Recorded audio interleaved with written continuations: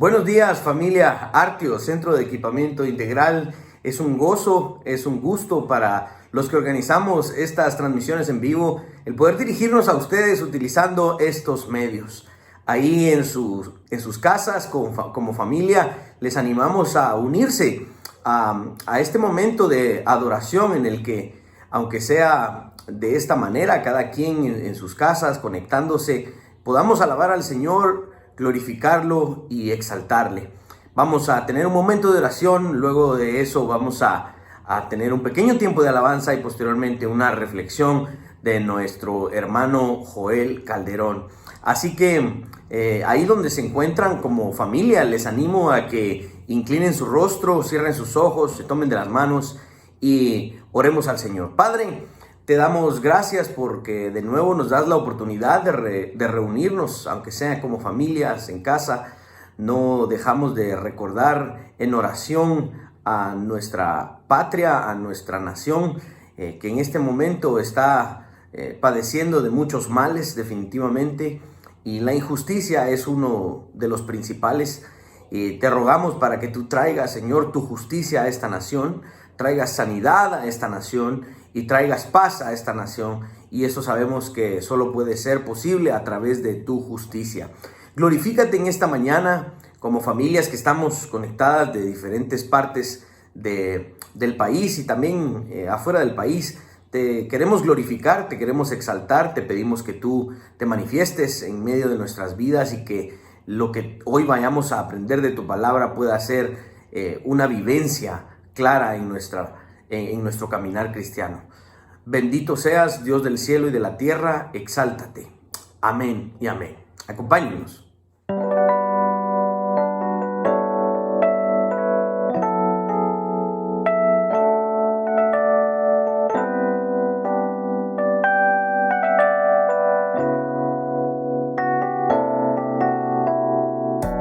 Santo, santo, tú eres digno, el cantar de Jesús. Rey de gloria, Dios grandioso, tu nombre santo es. Las naciones y el universo fueron hechos por tu voz. En la tierra sea tu voluntad, como en el cielo es. Como en el cielo es. Santificado tu nombre es. Santificado es. Santificado tu nombre es. Señor y Majestad.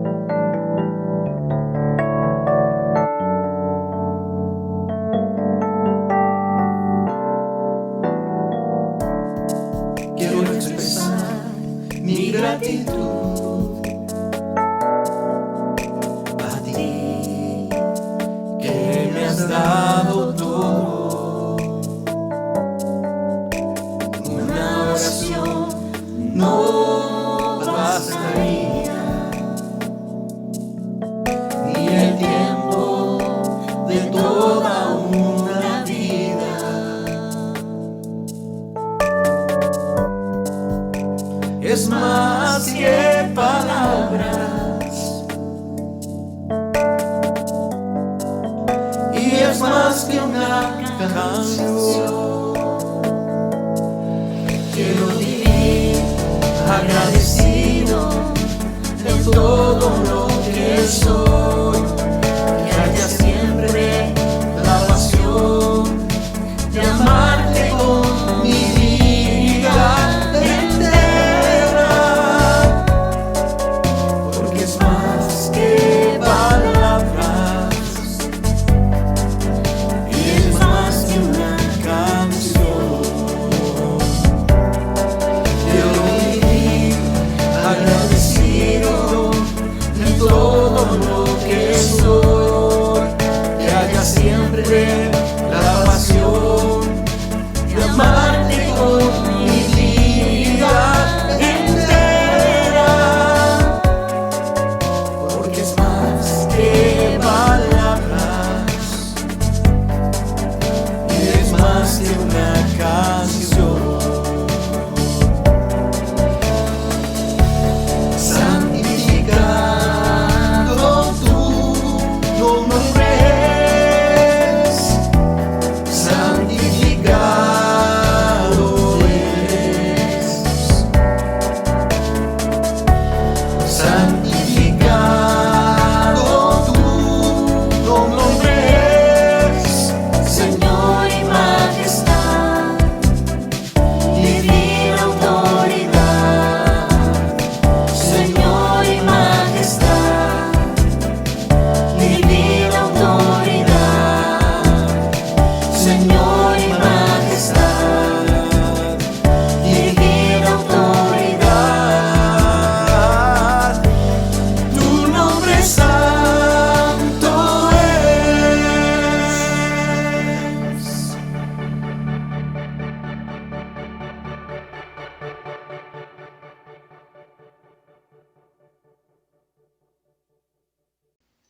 Amados hermanos, muy buen día.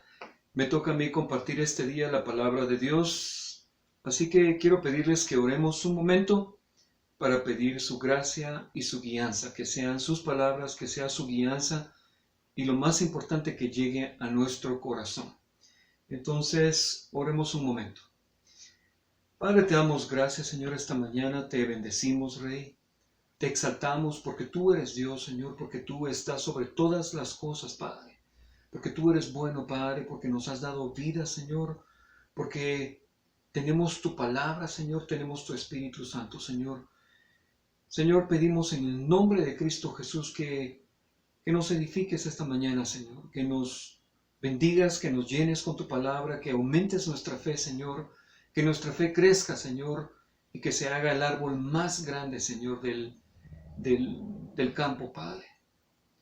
Te pido tu gracia, Señor, que cada palabra llegue a los corazones de mis hermanos, Señor, que llegue a cada alma, Señor, a cada mente, a cada pensamiento, Señor, a cada espíritu, Padre. En el nombre de Cristo Jesús te lo pedimos, Señor. Y sobre todo, Padre, que toda la gloria sea tuya, Padre.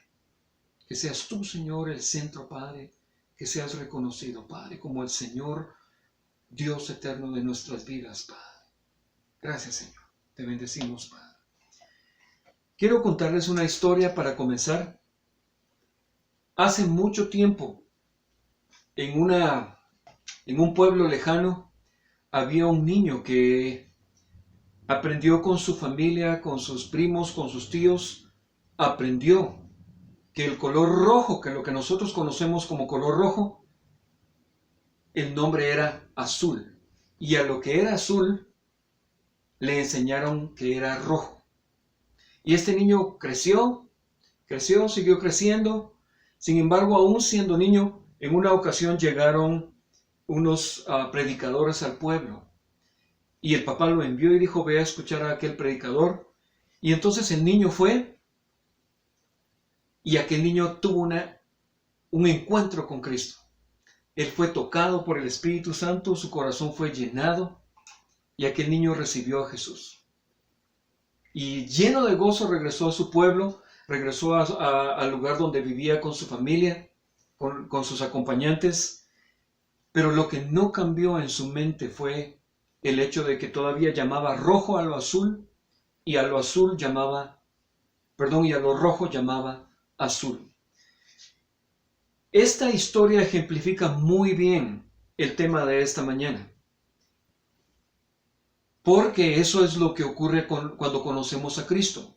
Cuando venimos a Cristo, cuando conocemos a Cristo, lo que ocurre es que tenemos una gran experiencia. Decimos, Señor, tocaste mi corazón, tocaste mi vida, te agradezco, te alabo. Y empezamos a ir a la iglesia, a alabar y adorar al Señor. Cantamos alabanzas, tratamos de hacer todo lo que nos indican en la iglesia, pero las creencias equivocadas siguen estando allí en nuestra mente. El tema de esta mañana es la verdadera lucha de la iglesia y de todo cristiano, pero lo quiero enfocar a la iglesia. Y voy a utilizar la palabra de Dios para demostrar que nuestra verdadera lucha está aquí. Comienza aquí. Aquí es donde nosotros tenemos que cambiar y transformar creencias equivocadas. En el caso de aquel niño, lo llevaron con otras personas, con una maestra, y poco a poco le hicieron cambiar el concepto de que lo rojo se llamaba azul y lo azul se llamaba rojo, hasta que él aprendió que lo azul, cuál era el verdadero color azul y cuál era el verdadero color rojo. Su entendimiento fue transformado. La verdadera lucha de la iglesia.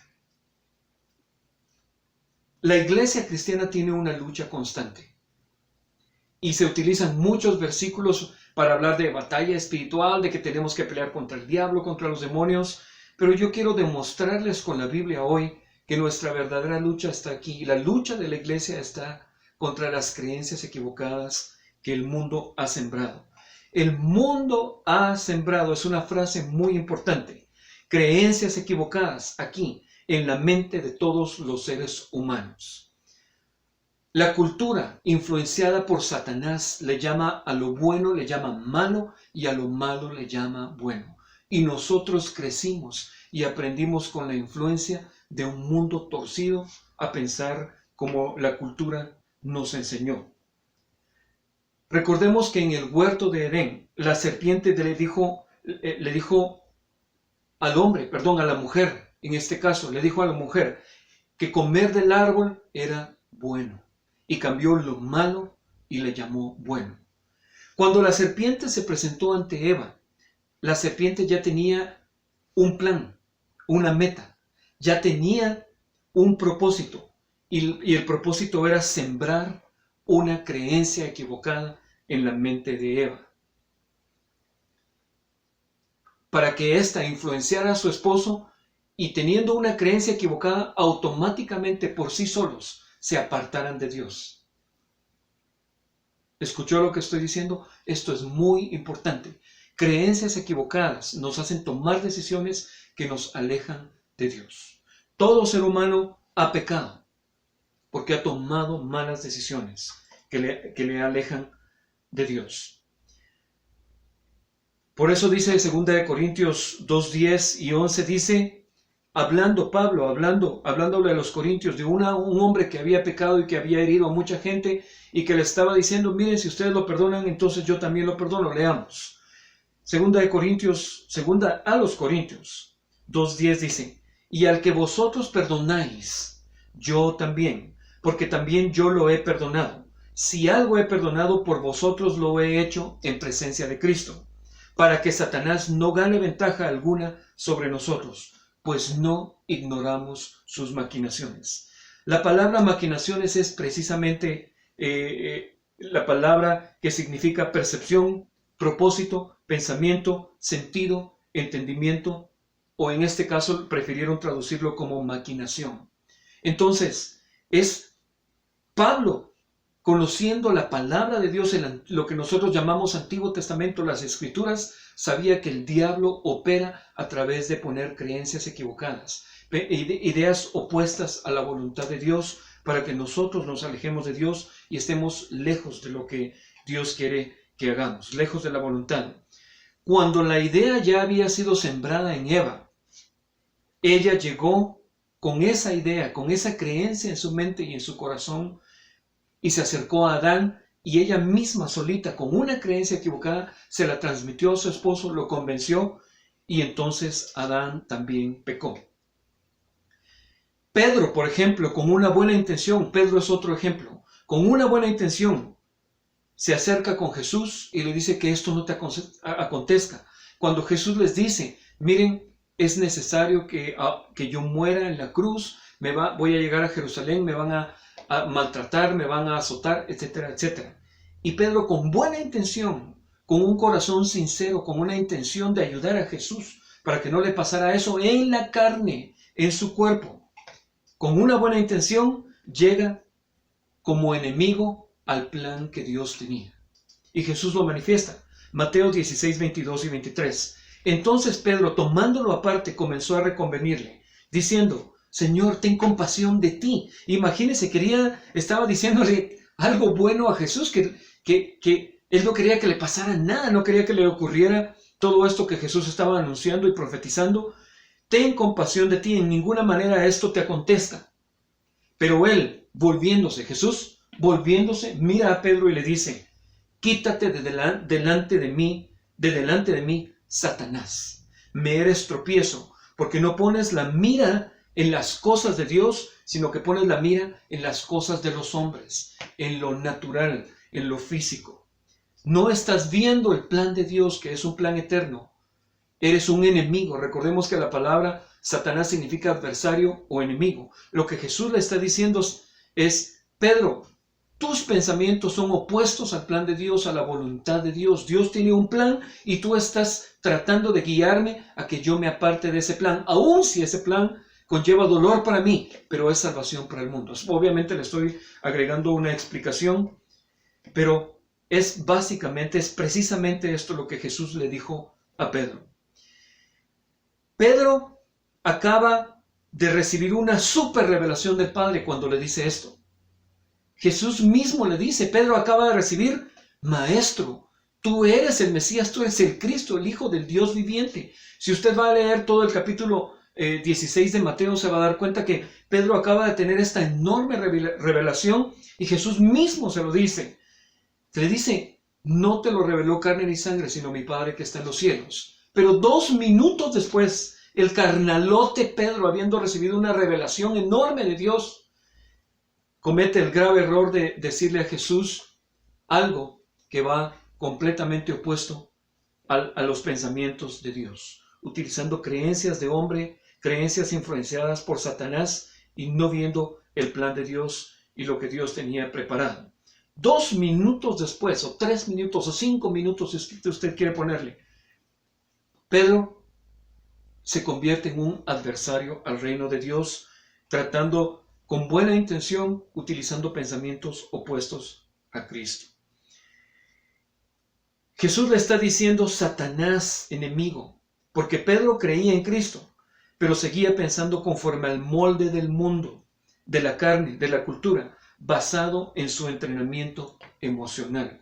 Porque créame, el mundo nos ha entrenado, nos ha dado un entrenamiento emocional y vivimos basados en ese entrenamiento, todos. Por eso es importante que transformemos nuestras creencias. ¿Usted cree que todo lo que cree y todos sus pensamientos son correctos? Déjeme decirle que no. No todos sus pensamientos y sus creencias. La gente cree que porque ha nacido de nuevo, o porque cree que va el domingo a la iglesia y levanta las manos y aplaude y canta alabanzas y se postra y llora, piensan que están en la voluntad de Dios, pero no. La única manera de estar en la voluntad de Dios es teniendo los pensamientos de Dios en mi mente y en mi corazón. En tu mente y en tu corazón. Por eso dice Isaías 55:8, es una escritura que tenemos que tomar muy en serio.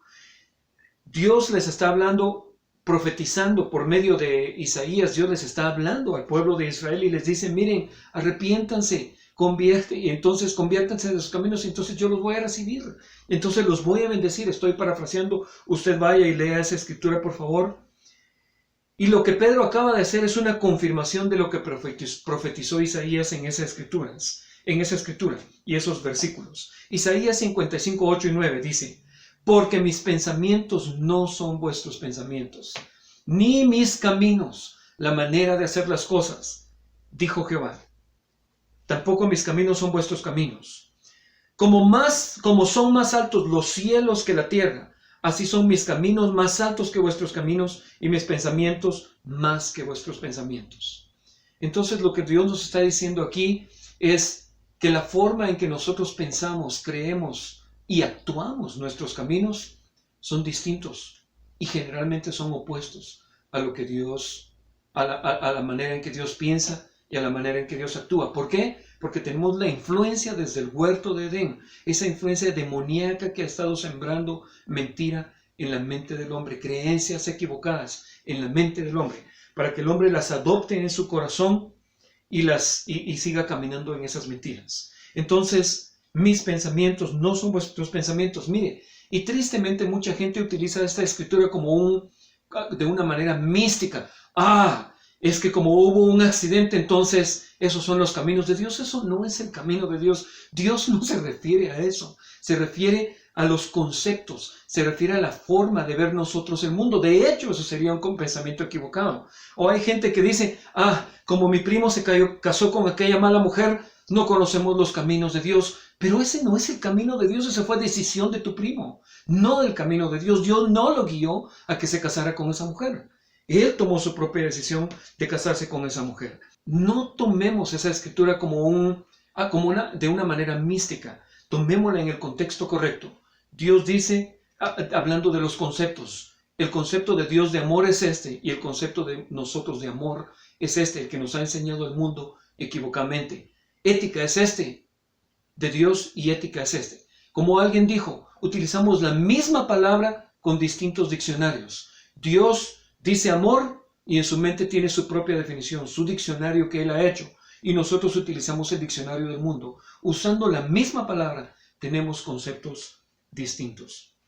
Entonces, necesitamos ponerle atención a los pensamientos de Dios. El diablo sigue sembrando mentira, que es lo único que puede hacer, porque no tiene ninguna otra capacidad. No puede quitar la vida, no puede matar a nadie, no puede poner enfermedad. Muchos dicen que el diablo le puso enfermedad a Job, pero eso no es cierto. El diablo se presentó delante de Dios y le dijo, mira, este hombre si tuviera una aflicción o una prueba grande, se apartaría de ti. Y Dios le dice, ve y haz lo que tienes que hacer. Pero al final del libro de Job, Dios le dice a Satanás, tú me hiciste que yo le mandara estas cosas. Fue Dios finalmente el que terminó poniendo la enfermedad y poniendo la aflicción, porque Job necesitaba ser probado. Su fe tenía que ser probada. Y Dios nos prueba únicamente hasta donde soportamos. Es una de sus promesas. Es una de las promesas de la palabra de Dios. El diablo sigue atacando todo lo que Dios puso en el huerto de Edén. Eso es muy importante que lo entendamos. No voy a mencionar todas las cosas, pero quiero mencionar 3 cosas que Dios puso en el huerto de Edén. Usted vaya, investigue la palabra de Dios, analice y estudie. ¿Qué puso Dios en el huerto de Edén? Una de las cosas, enumeremos algunas cosas. Una de las cosas fue la imagen de Dios en la tierra. El hombre. El diablo va a seguir atacando la imagen y destruyéndola. El hombre ya pecó por sí mismo y ya está dañada la imagen de Dios. Pero el diablo va a seguir atacando la imagen. Va a hacer todo lo posible para que usted y yo no seamos regenerados. Por eso tenemos que tener mucho cuidado con nuestros pensamientos. Tenemos que transformar nuestra forma de pensar para que nuestra forma de pensar sea como Dios piensa y podamos ser llamados sus amigos.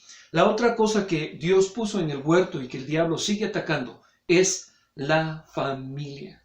El diablo sigue atacando la familia, el concepto de padre, el concepto de madre, la función del padre, la función de la madre, la obediencia absoluta de los hijos, la educación y el discipulado de un padre hacia un hijo, el entrenamiento, el cuidado, la siembra de la palabra de Dios. El diablo está atacando continuamente eso y trata de evitar que todo hombre no cumpla con su función de varón, de hembra que Dios estableció, según Dios, no según el mundo, y que no enseñe a sus hijos la palabra de Dios. Y la tercera cosa que quiero mencionar que el diablo sigue atacando es lo que también Dios puso en el huerto, el gobierno de Dios en el huerto, en el paraíso. Cuando Dios puso su gobierno, les dijo también, sojuzgad la tierra, pero también les dijo, multiplíquense sobre la tierra. Ahora, el gobierno cuando el hombre ya no podía gobernar la tierra, hubo un vacío de gobierno. y el diablo sigue atacando el gobierno de Dios en la tierra. Una de las grandes metas del diablo es que el reino de Dios no se establezca en la tierra, como fue al principio el plan del Padre Eterno. Entonces, el gobierno de Dios en la tierra. Esto es sumamente importante porque nuestra meta como iglesia es precisamente eso. Luchar contra las creencias equivocadas que hay en nuestra mente, transformarlas, predicar la palabra de Dios para que el mundo, para que la verdad llegue a la gente y sean libres, y sean verdaderamente libres, y que por medio de ser libres cumplan su función de sojuzgar la tierra y llenar la tierra, y que la tierra sea llena de la gloria de Jehová y del conocimiento de Dios. Entonces, el gobierno de Dios lo sigue atacando, el gobierno de Dios sobre la tierra lo sigue atacando. ¿Quién era el delegado de gobernar la tierra? El hombre. Y el diablo seguirá atacando al hombre y el gobierno de Dios a través del hombre. Necesitamos derribar creencias equivocadas con la palabra de Dios. Veamos lo que dice segunda carta de los Corintios 10, 3 al 5, dice, pues aunque andamos en la carne, y Pablo está hablando de su apostolado y de otras situaciones doctrinales que le está hablando a los corintios, les dice, pues aunque andamos en la carne, no militamos según la carne, porque las armas de nuestra milicia no son carnales. Oiga esto, es sumamente importante esto. O sea, no son espadas, no son pistolas, no son flechas, no son arcos. No tienen que ver con el cuerpo, tienen que ver con el espíritu, con lo que está en la mente, con lo que está en el corazón. Y dice, sino poderosas en Dios para la destrucción de fortalezas. Pablo está utilizando una palabra de su cultura. Una fortaleza es un castillo. Usted puede imaginarse un castillo pequeño o grande. Eso era una fortaleza en la época de Pablo. La fortaleza era muros altos y un área donde podían tirar flechas o piedras en la guerra. Entonces, lo que Pablo está diciendo, hay fortalezas, creencias equivocadas en nuestra mente. Derribando argumentos. ¿Dónde están los argumentos? En la mente. Argumentos, cosas que decimos en contra de Dios, tal y como Pedro dijo, Señor, de ninguna manera esto te acontezca. Un argumento que él estaba presentando, pero era un argumento carnal y equivocado, inspirado por la cultura humana y por la carne, por la vista de sus ojos y no por el entendimiento de la palabra de Dios. Derribando argumentos y toda altivez que se levanta contra el conocimiento de Dios. ¿Sabía usted que los ateos lo que están haciendo es expresando su altivez y diciendo, no hay Dios, nosotros también podemos definir? Eso es una altivez. Toda persona que se levanta contra el conocimiento correcto de Dios es una altivez. El diablo, la serpiente en el huerto de Edén, llegó con altivez porque si Dios es el que decide, el diablo llegó y dijo, con que Dios os ha dicho, vosotros podéis poneros a la altura de Dios y también decidir. Es una altivez porque se quieren poner al nivel de Dios para definir lo que es bueno y malo también. Entonces, Pablo nos está dando un versículo que es fundamental para el cristianismo, para nuestra vida cristiana. Derribando argumentos. Me gusta repetirlo porque me gusta enfatizar que tenemos argumentos. Me gusta enfatizar algunas cosas y quiero enfatizar que hay argumentos en tu mente, en mi mente, y tenemos que detectarlos y derribarlos con la palabra de Dios. Y toda altivez que se levanta contra el conocimiento de Dios. ¿Dónde está el conocimiento de Dios? En la mente y en el corazón. Pondré mis leyes en vuestras mentes y en vuestros corazones, y seré vuestro Dios. Y llevando cautivo todo pensamiento a la obediencia en Cristo. Cualquier pensamiento que se levanta contra Cristo hay que llevarlo cautivo, cautivarlo y sujetarlo a Cristo, ponerlo en obediencia a Cristo. Ya el Espíritu Santo le irá mostrando cuáles son los pensamientos que usted tiene que llevar a la obediencia a Cristo. Quiero recordarle y mencionar aquí algo que es muy importante en cuanto a la renovación de nuestro entendimiento. En Proverbios 25:2 dice, gloria de Dios es encubrir un asunto, pero honra del rey es escudriñarlo. Es importante este versículo de la Biblia porque la palabra de Dios está diseñada de tal forma por el Espíritu Santo a que algunas cosas estén como encubiertas. Y dice aquí, gloria de Dios es encubrir el asunto, pero honra del rey es escudriñarlo. Y nosotros, tanto como los reyes de la antigüedad, también somos llamados a escudriñar la Escritura y encontrar lo que está encubierto para que nosotros vayamos y lo escudriñemos y lo descubramos y conozcamos la verdad. Es nuestra responsabilidad investigar la palabra de Dios y ahondar en la palabra de Dios para que podamos descubrir lo que Dios ha encubierto allí. Y dice, seremos honrados si lo hacemos. Entonces, para transformar nuestros pensamientos necesitamos conocer la palabra de Dios y escudriñarla. Y volviendo a lo de la lucha de la iglesia, porque el tema es la lucha de la iglesia. La iglesia tiene una lucha. Y como acabamos de ver en el versículo de Corintios hace un momento, que la lucha está en nuestra mente. Dice, las armas de nuestra milicia no son carnales, no son del cuerpo, son del conocimiento. Tienen que ver con el conocimiento, tienen que ver con el espíritu. Pero no el espíritu como que estuviera andando ahí por todas partes en el aire. No, está en nuestra mente y en nuestro corazón.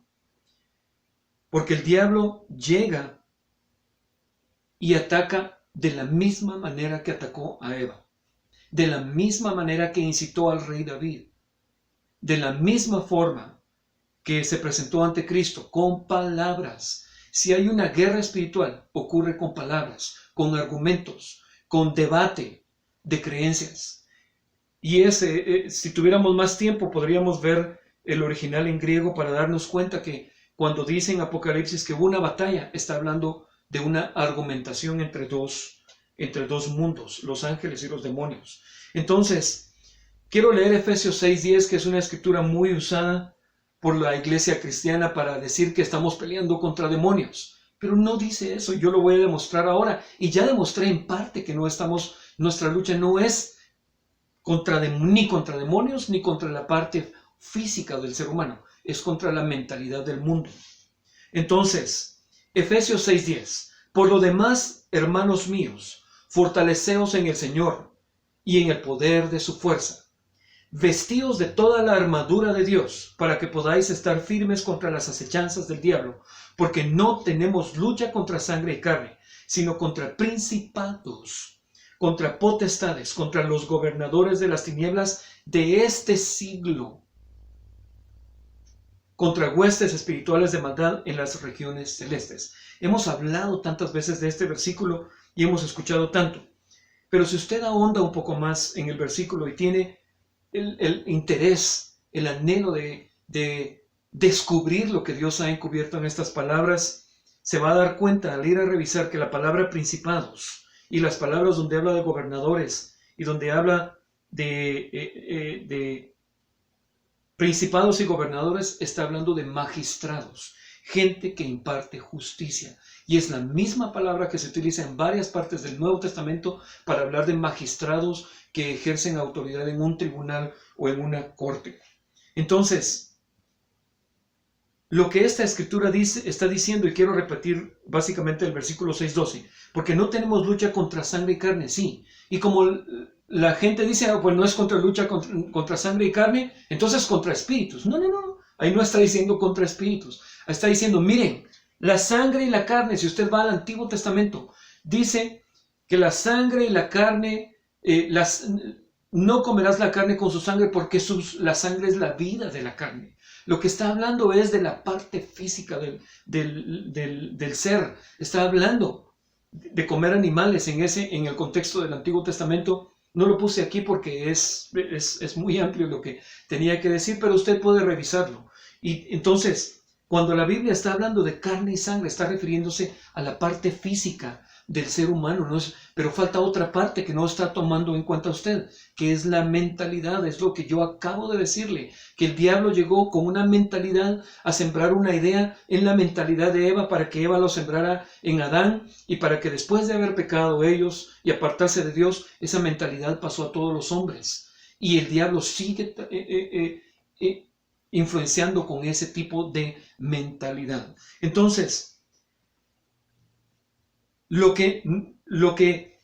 cuando la Biblia se refiere aquí, no tenemos lucha contra sangre y carne, está hablando de la parte física. O sea, usted no tiene que pelear con sus puños contra un ser humano. La pelea es contra sus pensamientos, contra sus creencias equivocadas. Tal como Jesús le dijo a Pedro, me eres tropiezo, Satanás, pero no porque estaba Satanás alrededor, sino porque Pedro estaba siendo enemigo de Cristo en ese momento, enemigo en su mente.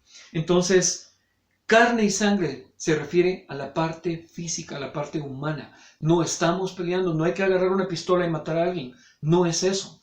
Tenemos que debatir con la gente, derribar los argumentos que están en su mente para establecer el conocimiento de Cristo. ¿Dónde? En su mente. Carne y sangre el cuerpo, pero todavía tenemos la lucha contra la mentalidad. Y menciona aquí gobernadores porque efectivamente los más peligrosos son los principados y gobernadores. Y vamos a analizar ahora aquí a la persona que escribió esto, cómo él experimentó esto. Y le quiero proponer esto, que lo analice, que lo tome en cuenta. Pablo es quien escribió la carta a los Efesios. Pablo está diciendo estas palabras: no tenemos lucha contra sangre y carne, sino contra principados, contra potestades, contra gobernadores de las tinieblas de este siglo, contra huestes espirituales de maldad en las regiones celestes. Y recuerde que regiones celestes en la Biblia son lugares de autoridad. Entonces, potestades contra los gobernadores de las tinieblas de este siglo. Principados y potestades y gobernadores se refiere a seres humanos que están ejerciendo una magistratura, o que son jueces, o que son ministros, pero que son enemigos en su mente. Tienen las creencias sembradas por Satanás. Por lo tanto, nuestra lucha no es contra la persona humana, sino contra la mentalidad que ese gobernador está ejerciendo para gobernar. Porque una de las cosas que más ataca al diablo es el gobierno de Dios en la tierra. Y se da cuenta cómo esto está formando ya está empezando a tener sentido. Ahora, Pablo escribió estas palabras. Si Pablo escribió esto, ¿estaba hablando de demonios realmente? Vamos a revisar ahora cómo Pablo lo experimentó y vamos a ver cuántas veces Pablo se enfrentó contra demonios. Y usted se va a dar cuenta que nunca hubo una lucha. Cuando Pablo se presentó contra un demonio o un demonio vino con él, le dijo: ¡fuera! Y se fue. No hubo lucha, no hubo enfrentamiento. ¿Acaso se puso cuerpo a cuerpo? No hubo lucha. Pero cuando se enfrentó contra los gobernadores de las regiones, los líderes, porque sabe una cosa, quien gobierna es el que toma la decisión por el pueblo y lo puede liberar o lo puede esclavizar con sus decisiones, con sus decretos o con sus leyes. Entonces, no tenemos lucha contra sangre y carne. Veamos cómo Pablo, el escritor de este texto, lo experimentó. Veamos qué tenía en la mente la persona que escribió esta carta, o sea, Pablo. Hechos 19, 11 y 12. Hablando de los espíritus inmundos. Y hacían Dios milagros extraordinarios por mano de Pablo. De tal manera que aún se llevaban a los enfermos los paños o delantales de su cuerpo. Y las enfermedades se iban de ellos y los espíritus malos salían así. ¿Qué enfrentamiento hubo ahí? No hubo ningún enfrentamiento. Los demonios al ver a Pablo salían corriendo. Pablo solo tenía que decir: fuera, y salían corriendo. ¿Acaso dice aquí que Pablo estuvo 2 horas luchando y te reprendo y vete de aquí? ¿Y quién eres? No ocurrió nada de eso. Cada vez que Pablo se encontró con un espíritu inmundo, un demonio, fuera, y se iban. Veamos otra escritura. Hechos 16, 16, 18.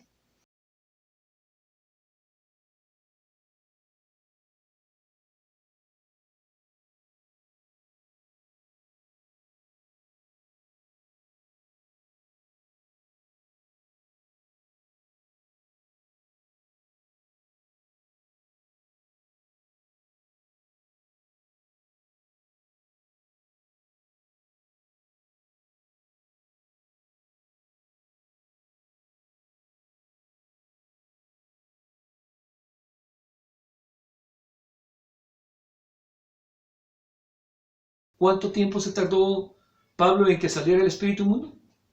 1 segundo. No se tardó nada. Entonces, creo que la razón por la que Pablo no quería lidiar con esta muchacha todavía era por sus amos. Él sabía que estos eran los que producían ganancia a sus amos. Veamos Mateo 10:1, que dice Jesús: entonces, llamando a sus 12 discípulos, les dio autoridad sobre los espíritus inmundos para que los echasen fuera y para sanar toda enfermedad y toda dolencia.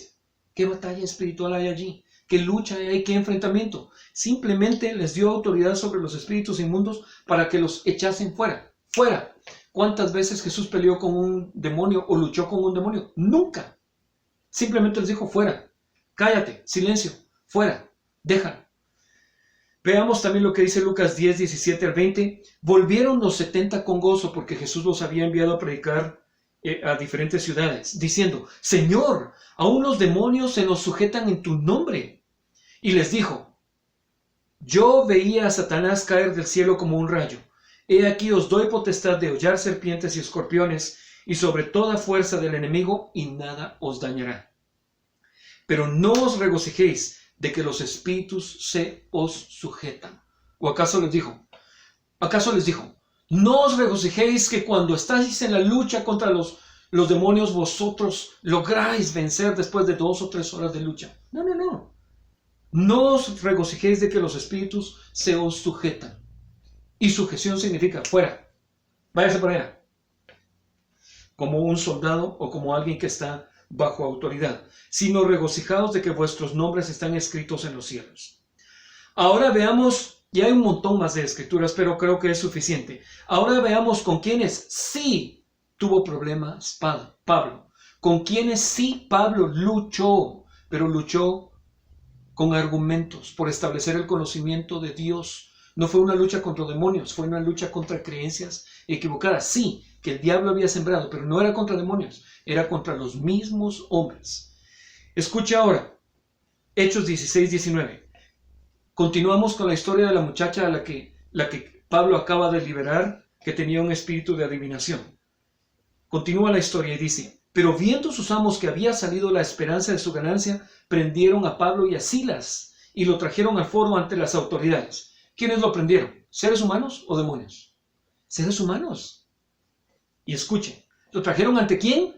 Ante los principados, ante los gobernadores de las tinieblas que gobernaban en esa región. Recuerde que tinieblas en la Biblia no es el ámbito espiritual como muchos pretenden, sino que es ignorancia de la palabra de Dios. Dice que Jesús llegó a una región a predicar y hubo gran luz y las tinieblas desaparecieron. ¿De qué está hablando? La verdad liberó la mente de esas personas que la escucharon. Entonces, tinieblas no es algo místico que está en el aire. Tinieblas es no conocer, tener ignorancia de Cristo. Y luz es la verdad llegando a liberar nuestras mentes. Entonces dice, y los trajeron al foro ante las autoridades. Y presentándolos a los magistrados, la misma palabra que vimos anteriormente. Magistrados, dijeron, estos hombres siendo judíos alborotan nuestra ciudad y enseñan costumbres que no nos es lícito recibir ni hacer, pues somos romanos, paganos. Y se agolpó el pueblo contra ellos y los magistrados, rasgándole las ropas, ordenaron azotarles con varas.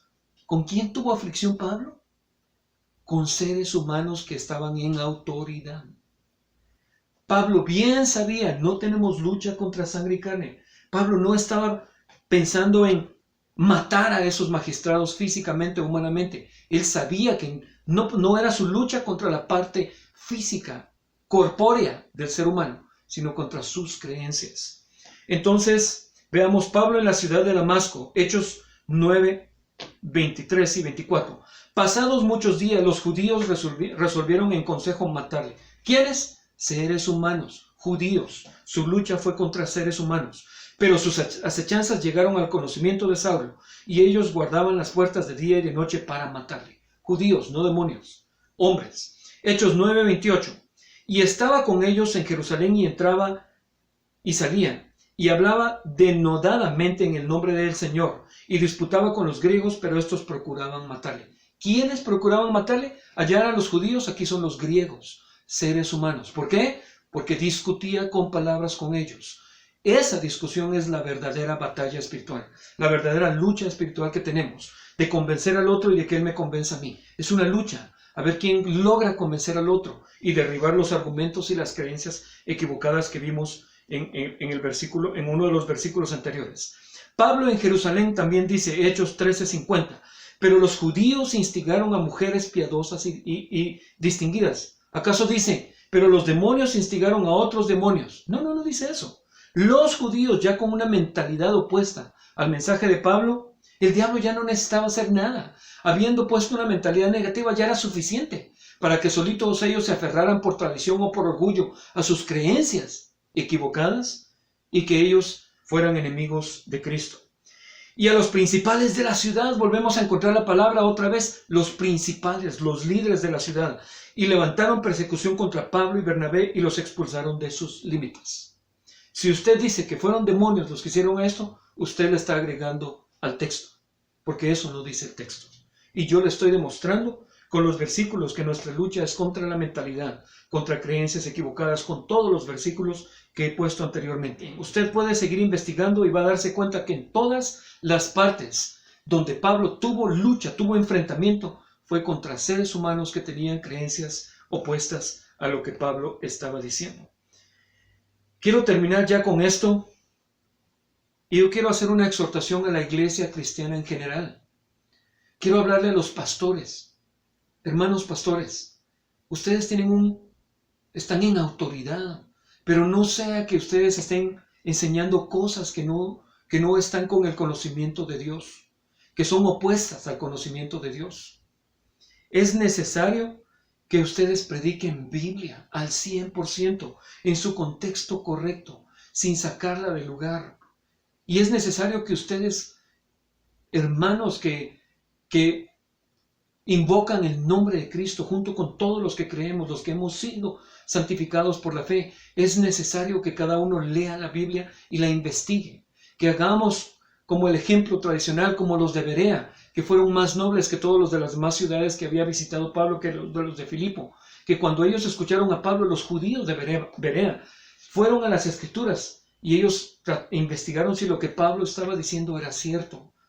Escuche, ponga atención e investigue lo que la Biblia dice. Pero sobre todo los hermanos pastores, enseñen Biblia. Y cuando agarren un versículo de la Biblia, no solo lo apoyen, no pongan una idea y solo agarren un versículo que medio suene parecido a lo que están tratando de enseñar. No hagan eso, eso es tergiversar la palabra de Dios. Eso es torcer la palabra de Dios. Agarren un versículo y explíquenlo, palabra por palabra. Aplíquenlo en el contexto anterior y posterior de lo que está diciendo y aplíquenlo. Busquen la aplicación a nuestros días y a nuestro tiempo. A cómo podemos aplicarlo en el ámbito de nuestra vida, en la familia, ¿en qué otra cosa? En la imagen de Dios y en el gobierno de Dios en la tierra. Utilicen la palabra y enseñen la palabra para evitar que el diablo siga dañando estas cosas, porque el diablo a lo que más se opone es a que la imagen de Dios sea restaurada, a que la familia funcione como familia, según Dios, y a que el gobierno de Dios avance en la tierra. Enseñen Biblia. Y se los digo con todo respeto y cariño, creyendo que son hermanos con buena intención como Pedro, con un corazón sincero como Pedro, pero con una mentalidad opuesta, que a todos nos ha pasado en algún momento. Pero nuestra meta es ser responsables, investigar la Escritura y utilizar la Escritura con fidelidad, como dice el mismo Pablo. Entonces, cristianos, al leer la Biblia, cuestionen sus propias creencias. Todo lo que han oído de padre, de madre, de amigos, de familiares, de compañeros de trabajo, de compañeros de estudio, de las canciones, de las novelas. Pregúntense qué dice la Biblia y si es así, ¿qué haría Cristo en este caso? ¿Cómo es que los pensamientos de Dios no son mis pensamientos en esta situación o en aquella? Tratando de aplicar la palabra de Dios a cada situación de mi vida y a la cultura. La meta es que la tierra sea llena de su gloria, como las aguas cubren el mar. Que el conocimiento de Dios llene la tierra. Esa es la meta. Pero hoy eso solo se va a lograr trabajando. Eso no va a ocurrir por arte de magia. No va a venir Dios con una varita mágica y decir, pobres mis hijos cristianos, no han hecho nada, pero yo voy a hacer que la tierra sea llena de la gloria. No. Dios nos encomendó a nosotros que nosotros seamos la iglesia que vaya y que enseñe, que predique, pero que también establezca orden. No solamente que sea luz y autoridad, sino que establezca orden y que restauremos la imagen por medio del discipulado, que restauremos la familia y que la ayudemos a funcionar bien, incluso a la iglesia, pero no la mencioné dentro de las cosas del huerto de Edén, y que sobre todo restauremos el gobierno de Dios en la tierra, de cualquier forma, enseñando o participando en el gobierno, en los gobiernos. Porque sabe una cosa, es triste que nosotros, que somos gente que está en regeneración, porque estamos siendo regenerados, Adán cayó, pero antes de que Adán cayera, él era la imagen de Dios y nosotros ahora estamos siendo regenerados para llegar a ser un día la imagen de Dios restaurada en la tierra, en su tierra. Pero es triste que nosotros estamos siendo regenerados y hombres caídos son los que nos están gobernando a nosotros. Deberíamos ser los que estamos siendo regenerados, los que gobernemos la tierra, los que estamos renovando nuestra mente y pensando como Cristo, los que gobernemos la tierra, aun si el mundo no entiende la forma de pensar de Cristo. Pero deberían ser los regenerados, los que sometan a los hombres caídos e incluso ayudarlos a que sean restaurados. Entonces, la meta es que la tierra sea llena de su gloria, pero eso solamente se va a lograr trabajando, planificando, participando. Dios le dijo a Israel, os he entregado la tierra. Y después le dijo, vayan pues, tomen las armas y peleen. Porque Dios trabaja en equipo. Entonces, si queremos tomar la tierra, Dios ya nos la entregó desde la cruz. Desde que resucitó, nos entregó la tierra. Pero hay que participar y tomarla ahora. Hay que ir, dar los pasos y tomarla. Hermano, le animo a que investigue esto que acabo de enseñar. Espero que haya sido de edificación para su vida y que tome muy en serio su responsabilidad, nuestra responsabilidad. Primero, de transformar sus pensamientos, transformados por medio de la renovación de vuestro entendimiento. Nos pone la responsabilidad a nosotros. Y segundo, de cuidar estas tres cosas que el diablo ataca tanto. Estas tres cosas. Pero sobre todo le animo a que piense en el gobierno de la tierra. Que muy bien nos caería que hombres cristianos gobernaran la nación y que hicieran leyes justas para que podamos vivir en paz y sosegadamente. Espero que el Señor les bendiga y les guarde.